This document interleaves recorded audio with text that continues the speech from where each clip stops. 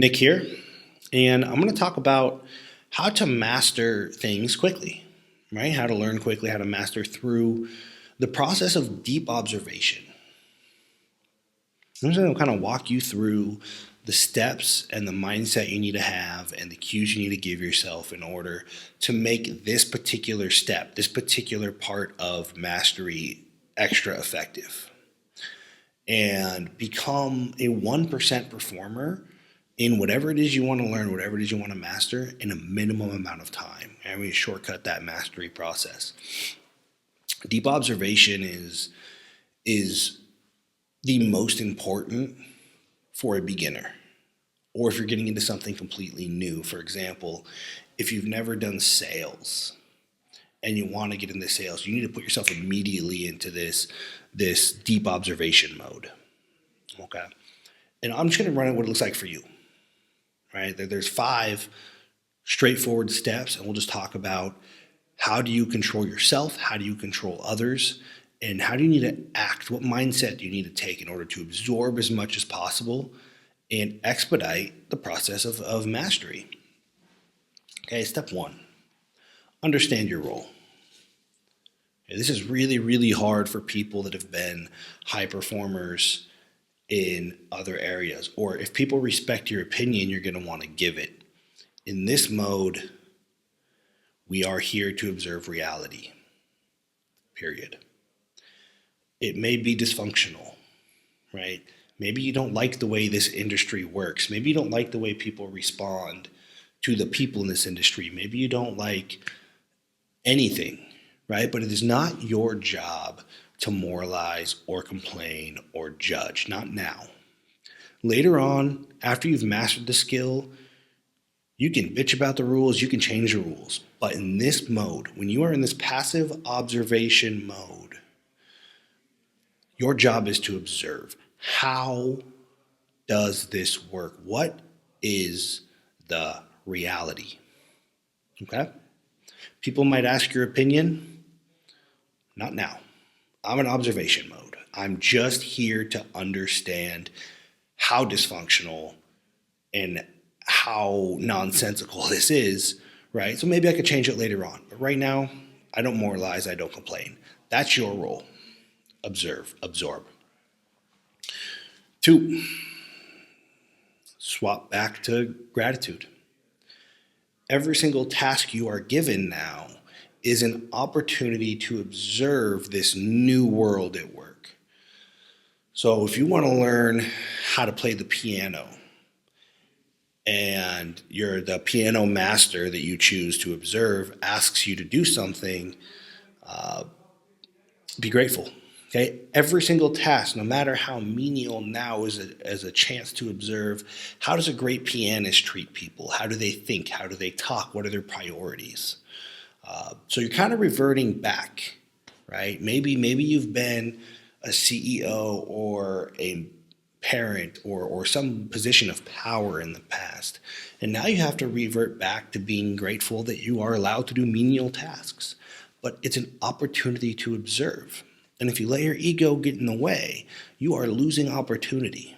You are not, a lot of times our ego tells us to show power, but the powerful thing here is to consciously do your menial tasks and observe everything you can about the people and the environment you are trying to learn from, right? And that kind of leads us to 3.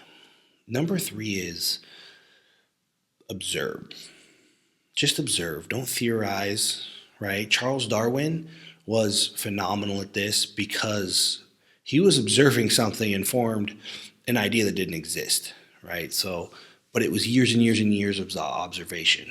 He didn't even begin to theorize until he had so much information that he could sort it out and start working through it.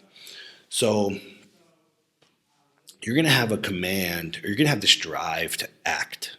It's just a human drive. We get bored. We want to act. Observation phase, you just absorb. Okay, there's no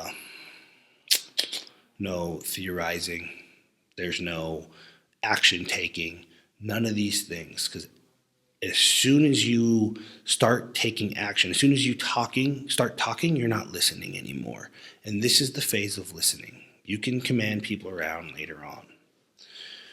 4, leave your ego at the door. This is where the magic happens because people are looking inward.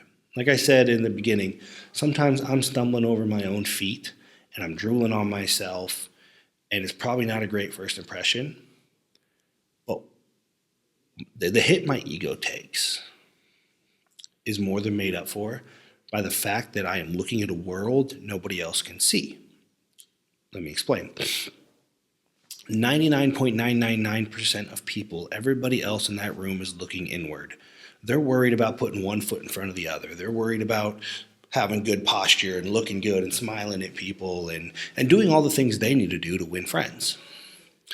If you are the one person looking outward, you are the one person that I don't care what I look like right now. I can worry about that later.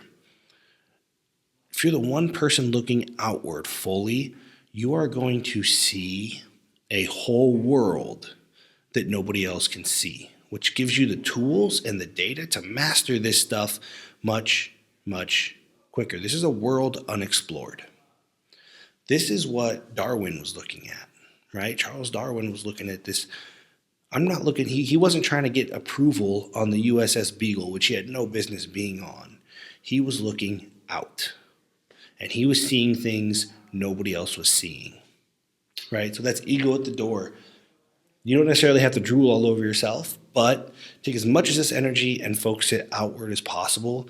There is just so much. How many great inventions or great ideas are right there in front of you? Think about how many times you said, man, that's so obvious. Why didn't I think of that? You will if you start looking outward, right? So that's step 4. Ego at the door. You're not looking at yourself. You're not trying to impress people. The only thing that should impress people in this phase is your willingness to pay attention. Cool? Cool. And that's step 5. This willingness to pay attention comes from this willingness to revert back to what Robert Greene calls a childlike state of dependence. Basically, you go into a situation and you say to yourself and everybody else, I'm a dummy. I am an idiot. I am here to learn. I am the dumbest person in this room. And you revert back to complete dependence. Because if you go into learning about sales and you think you already know a little bit about it, you've closed yourself off to infinite possibilities, right? So you go into it saying, I know nothing about it. You revert back to a child who depends on their parents for everything. And understand again, this is a power move. This is not like, it doesn't reflect poorly on you that you're reverting, that you are choosing to revert back to an open mind, independence, to gain power and knowledge and skills, and then you could turn your independence back on and you have mastered things. You are an asset. That is a big time power move. So utilize that. You let your ego get in the way, you're handicapping yourself. And over time, there are going to be people that maybe you were on par with at one point in skill, intelligence, experience, whatever.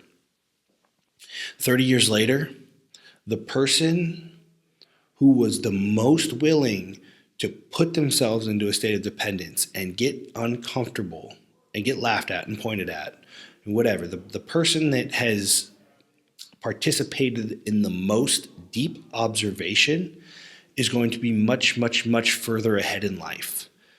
And they're going to look a lot more intelligent. They're going to look like they have a lot more experience, and their life is going to be better. But remember, 30 years ago, they were in the same place, right? So it's that deep observation that really starts creating the separation, this willingness to sit back and say, hey, I don't know shit, but I'm here to learn. Most important part of mastery, because that reverting back to the childlike state of dependence and focusing everything outward you will learn what has taken some people 10 or 15 years to learn, you could pick up in 6, 7, 8 months.